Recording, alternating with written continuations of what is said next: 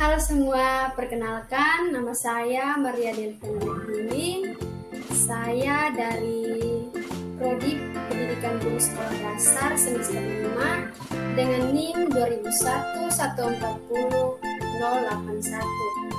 Nah, di sini saya akan membagikan video pembelajaran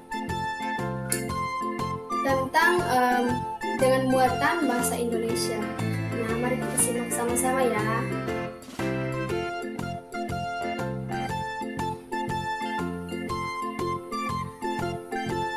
Halo adik-adik semua, jumpa lagi bersama saya. Apa kabar adik-adik semuanya? Yang pasti sehat semuanya ya. Nah, adik-adik, di sini kita akan belajar tema 5 pengalamanku, subtema 1 pengalamanku di rumah. Dan di sini materi yang kita bahas di sini adalah puisi ya adik-adik.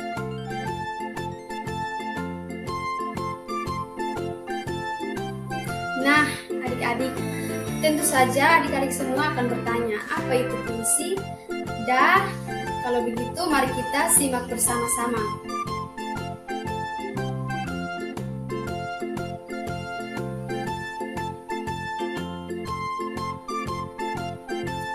Baik, puisi itu adalah teks atau karangan yang mengungkapkan pikiran dan perasaan penulis dengan mengutamakan keindahan kata-kata. Dalam puisi, kita dapat mengungkapkan berbagai hal seperti kerinduan, kegelisahan, atau pengagungan yang kamu ungkapkan dalam bahasa indah. Nah, tentu saja dalam menyampaikan hal tersebut, bisa saja adik-adik seringkali menyampaikan hal ini, namun adik-adik tidak menyadari bahwa itu adalah puisi.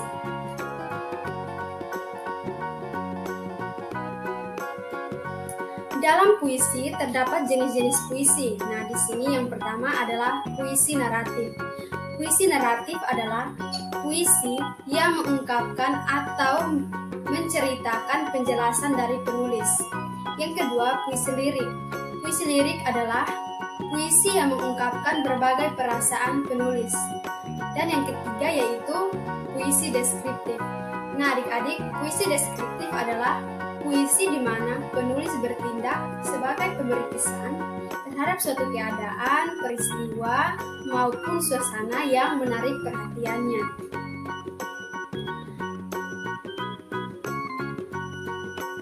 Yang berikut adik-adik di sini adalah unsur pembentuk dari puisi.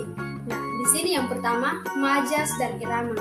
Nah, majas adalah bahasa kias yang dipergunakan untuk menciptakan kesan tertentu bagi penyimak atau pembaca. Nah, selain itu irama adalah alunan bunyi yang teratur dan berulang-ulang dapat membangkitkan emosi tertentu seperti sedih, kecewa, marah, rindu, dan bahagia. Nah, yang berikut itu adalah penggunaan kata konotasi.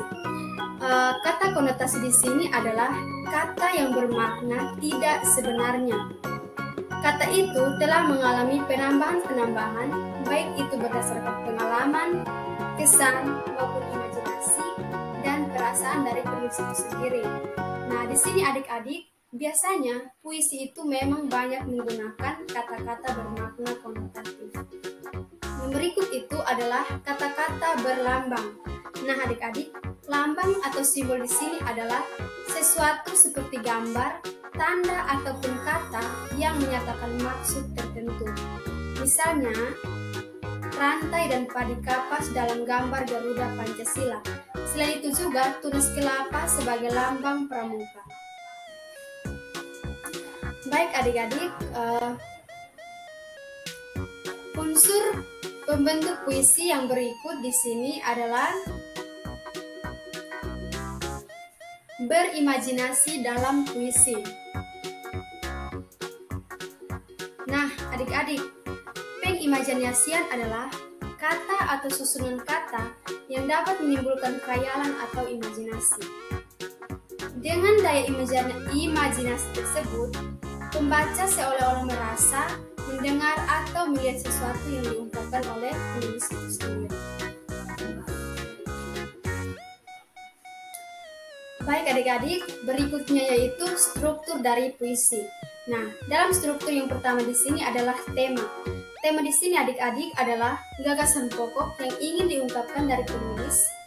Tema ini biasanya tersirat dan tersirat dalam puisi itu sendiri. Selanjutnya adalah nada dan suasana. Nada ini mengungkapkan sikap penulis terhadap pembaca, sedangkan suasana adalah keadaan jiwa pembaca setelah membaca puisi dari penulis yang menyampaikan puisi tersebut. Selanjutnya adalah perasaan dalam puisi. Adik-adik, puisi ini mengungkapkan perasaan dari penulis. Jika penulis hendak mengungkapkan keindahan alam, maka sebagai sarana, ia akan menggunakan imajinasi, majaz, serta diksi yang mewakili makna tentang keindahan alam. Nah, yang terakhir di sini adalah amanat.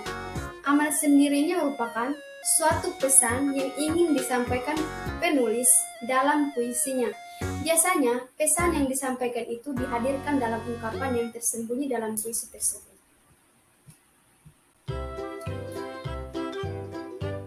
Nah, adik-adik, setelah saya menjelaskan dan kita mendengar sama-sama, di sini adalah contoh dari puisi. Di sini judulnya adalah Taman Bunga. Nah, adik-adik dengarkan ya, saya membacakan puisinya. Taman bungaku, bila ku pandang, hati pun senang. Tamanku cantik, sangatlah menarik. Taman bunga, berserilah selalu, jangan pernah kau layu, karena aku akan bersedih-sedih. Oh angin dari segala rindu, mampirlah ke taman bungaku, sebarlah harum bungaku ke seluruh penjuru. Nah, adik-adik, ini adalah cara membaca puisi ya. Selanjutnya, setelah adik-adik mendengarkan materi dan contoh dari puisi tersebut, kita akan mencari tahu apa sih yang membedakan antara puisi dan bukan puisi. Nah, di sini ada sebuah percakapan antara kakak dan adik. Di sini adiknya bertanya, "Kak, Beni mau bertanya, apa perbedaan puisi dengan bukan puisi?" Sedangkan kakaknya menjawab, "Puisi ditulis dalam bentuk bait.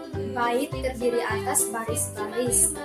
Bukan puisi bila bentuknya paragraf. Banyaknya baris tidak ditentukan. Pilihan kata dalam puisi kias, padat, dan indah." Nah, dari percakapan ini adik-adik, kita dapat membedakan bahwa yang bukan puisi dan puisi itu sangatlah berbeda. Jika adik-adik menemukan kata yang indah, padat, dan sangat jelas, maka itu adalah puisi. Begitupun sebaliknya, ketika adik-adik menemukan sebuah tulisan yang berbentuk paragraf dan banyak katanya, maka itu bukan puisi ya adik-adik. Baik adik-adik, ini penyampaian materi yang dapat saya sampaikan. Semoga bermanfaat untuk adik-adik semua. Sampai jumpa.